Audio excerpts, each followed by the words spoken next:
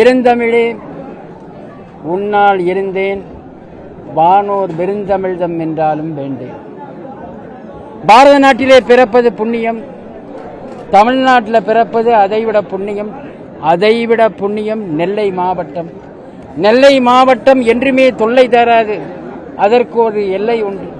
சுதந்திர போராட்ட வீரர்கள் எத்தனையோ பேர் நெல்லை மாவட்டத்திலாம் பிறந்திருக்கிறார்கள். நெல்லை மாவட்டம் என்று சொன்னாலே வெள்ளையனுக்கு ஒரு அலறல், அவனுக்கு ஒரு பயம்.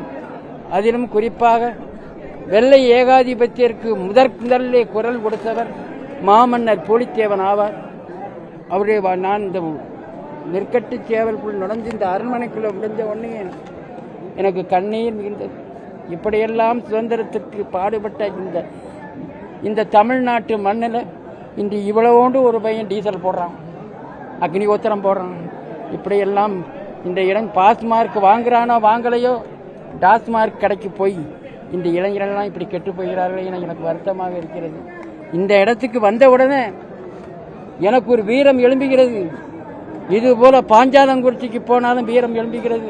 கயத்தாருக்கு போகும்பொழுதும் நம்முடைய தமிழ் மன்னர்கள் நம்முடைய நெல்லை மாவட்டத்தில் எத்தனை பேர் இந்த நாட்டுக்காக உயிர் தந்திருக்காங்க என்று நினைக்க பொழுது நெஞ்சே பதறுகிறது, உதறுகிறது என சொல்லி நம்முடைய தமிழக அரசாங்கம் எவ்வளோ நல்ல காரியங்களை செய்வதாக சொல்லுகிறார்கள்.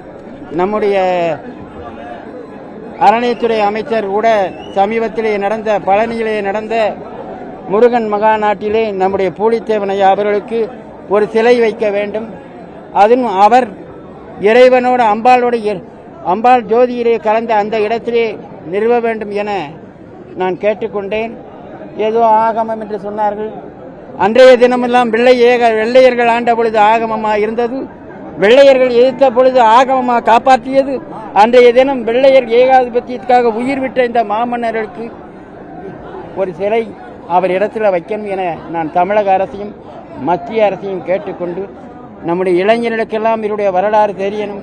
நம்முடைய இளைஞர்களெல்லாம் எப்படி நம்முடைய வஉசியும் சொல்லியிருக்கிறாரு, நம்முடைய ஐயாவும் ஒரு எடுத்துக்காட்டாக மாமன்னர்கள் நமக்கு என்ன நாடு எக்கேடு கட்டு போனான நம் சுகமாக வாழ்வோம் என்று அவர்கள் இருந்ததில்லை.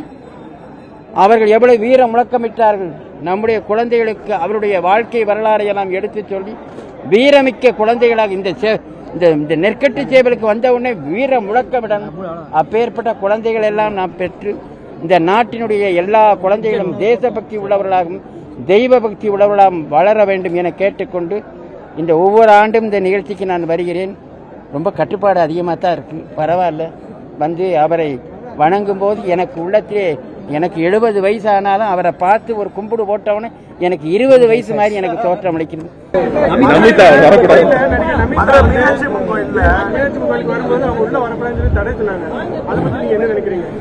நடிகை பத்தி ஐயா வேண்டாம் ஐயா, நடிகரை பத்தி நான் பேச மாட்டேன்.